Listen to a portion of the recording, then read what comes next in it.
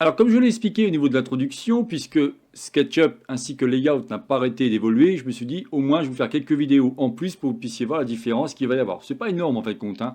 À chaque fois, c'est pas. Alors, vous voyez quelque chose d'intéressant, par exemple, quand je zoome, vous pouvez voir que mon dessin qui est ici, donc mon modèle SketchUp, disparaît. Je vais vous expliquer un petit peu comment cela fonctionne. Alors, déjà, si on regarde celui-ci, qu'est-ce qu'on a de nouveau?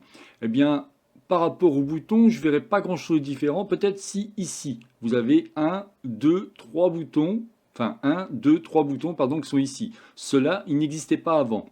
C'est une évolution depuis la version 2025. J'en parlerai quand je vous expliquerai les outils. Quand on regarde ici les palettes, quand je viens à cet endroit-là, donc je vais faire en sorte de tout minimiser. Vous avez la couleur, le style de forme, motif de remplissage. Alors ce que je vais faire à chaque fois, bien entendu, c'est que dès que je vois des évolutions importantes, je vous en parle. Sinon, je vous en parle pas. Je ne vais pas refaire à chaque fois les vidéos pour tout vous expliquer. Ça n'a aucun intérêt, parce que le but, c'est juste de voir les évolutions, hein, bien entendu. Donc quand on vient ici, au niveau du motif de remplissage, modèle SketchUp, dessin à l'échelle, style de cotation, je ne vois pas de... Comment je pourrais vous dire? Je ne vois pas de palettes qui ont été rajoutées en plus. Si je regarde ici, on a bien l'instructeur, l'album, le calque, le page, style de texte, style de cotation, dessin à l'échelle, modèle SketchUp, style de forme, motif de remplissage et les couleurs. Ça n'a pas bougé. On va retrouver ici, on va pouvoir ajouter ou supprimer des boutons. Quand je viens ici, vous voyez, on va pouvoir ajouter des éléments si besoin. Et si je clique sur personnaliser, je vais directement pouvoir rajouter ce qui m'intéresse. En l'occurrence, si je viens ici, je peux rajouter des éléments par rapport à lui.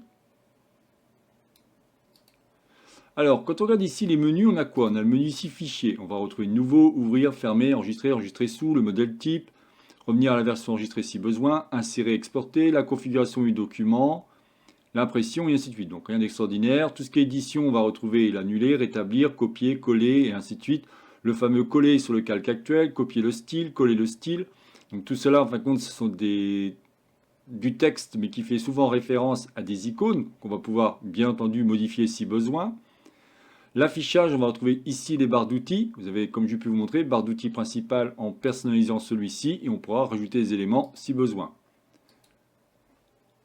Ici, vous allez pouvoir désactiver le mode brouillon, j'en parlerai un petit peu plus tard. Tout ce qui est symbole d'avertissement, je vous en ai parlé aussi, donc pas de souci. Modifier le groupe, effectuer un rendu des modèles dans la plage, le panoramique, le zoom, fenêtre de zoom. Tout cela, pareil, j'en ai parlé, donc pas de problème. Tout ce qui va... Alors quand je dis j'en ai parlé, c'est que je vais en parler dans la formation, puisque là, bien entendu, au fur et à mesure, tout ce que je dis, j'en parle. Donc si vraiment je vois qu'il y a des évolutions, je ferai en sorte à chaque fois de modifier. Là, le texte, tout ce qui va être en gras, italique, souligné, enfin, je balaye assez vite parce que il n'y a pas d'évolution par rapport à tout ça. Donc ici, OK. Si je fais maintenant disposer, on va pouvoir disposer nos éléments, que cela soit en placé devant, arrière, et ainsi de suite. Donc, par exemple, si je viens ici, si je fais bouton droit ma souris, au niveau du menu contextuel, vous voyez, on va retrouver tout cela. D'accord? Tout ce qui est les outils, ben on va retrouver ici les outils. Alors, comme je disais, les seuls outils qui ont été rajoutés pour la version 2025, c'est déplacer, faire pivoter et échelle. Extrêmement intéressant parce que avant c'était un petit peu contraignant pour pouvoir faire des déplacements, des rotations ou même des duplications. Là, ben, on retrouve exactement la même façon de faire au niveau SketchUp. Donc ça, vous verrez, je vous expliquerai ça en temps voulu.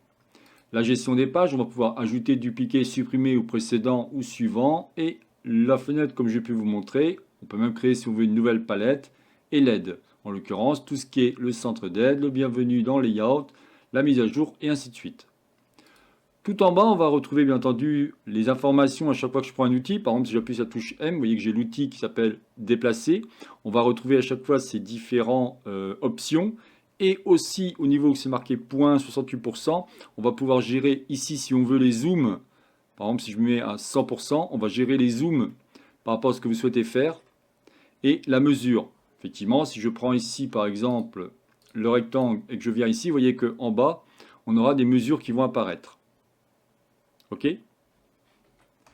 Ensuite, ce qui est intéressant aussi, c'est quand on vient ici en fichier, quand on vient dans configuration du document, l'insertion automatique, j'en parlerai. La gestion de la grille, elle a une petite évolution. Non, je crois pas non plus. Enfin, je regarde, je ne me rappelle plus. Je ne me rappelle pas de tout, bien entendu. Tout ce qui est papier, référence. La grosse évolution, c'est peut-être ici, au niveau de la résolution de votre écran, vous allez pouvoir, en fin de compte, modifier. Soit vous voulez vous mettre en faible, en moyen ou en haute, c'est que vous aurez une résolution plus ou moins importante au niveau des traits de vos modèles que vous allez importer. résolution d'exportation aussi, est-ce que vous souhaitez avoir quelque chose d'intéressant. Et ici, vous avez même le remplacement de sortie pour les fenêtres d'affichage en rendu tramé uniquement. Donc, vous allez avoir un truc intéressant. Les unités, ça ne bouge pas non plus. Ensuite, ici, quand je viens dans édition, préférences, là, vous avez quelques petites évolutions. Alors ça, j'explique comment mettre en place à la fois GIMP, le logiciel, enfin ce qu'on appelle l'éditeur de texte ou l'éditeur de tableau. La gestion des sauvegardes, ça n'a pas changé. On a aussi les dossiers qu'on va pouvoir définir là où on veut. Le côté général, ça n'a pas changé non plus. On a toujours les fameuses couleurs. On a aussi, comme il vous dit ici, nouveau rendu automatique des modèles SketchUp si nécessaire. Ben ça, je vous l'ai expliqué. Les performances, c'est là que ça peut être intéressant. Effectivement, en fonction de votre moteur de rendu, donc en fonction de votre carte graphique plutôt, vous allez pouvoir, si vous souhaitez, modifier celui-ci. En activant ici le brouillon, qu'est-ce qui s'est passé? Ben regardez, je reviens ici. Quand je fais ça, vous voyez que mon dessin ne bouge pas, c'est-à-dire qu'il ne disparaît pas.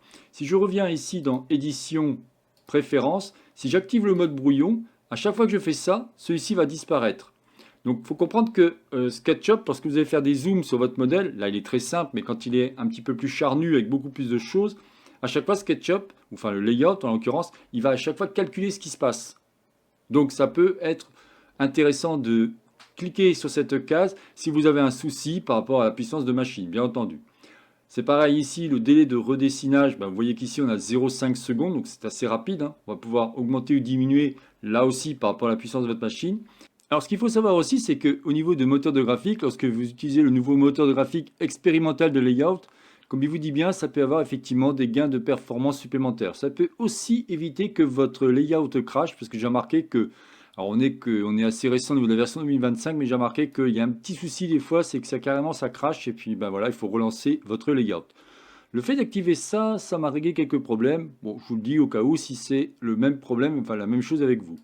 La présentation, on va retrouver ce que j'ai pu vous expliquer. Au niveau des moniteurs, on va pouvoir, si vous avez plusieurs écrans, déplacer celui-ci. On retrouve tout ce qui va être la gestion des échelles, avec évidemment tout ça. On pourra même les personnaliser et ainsi de suite. Et comme je vous dis, bien entendu, là c'est une vidéo qui veut juste vous montrer les évolutions de l'interface de Layout 2025. Mais bien entendu, à chaque fois, je vous expliquerai ce qu'il en est. On retrouve les raccourcis clavier et au niveau du démarrage, on retrouve approximativement la même chose. Voilà, bah écoutez, j'en dirai pas plus par rapport à cette première vidéo. Vous allez voir qu'il y a d'autres vidéos qui vont parler des évolutions du Layout 2025. Allez, bon apprentissage et bonne vidéo.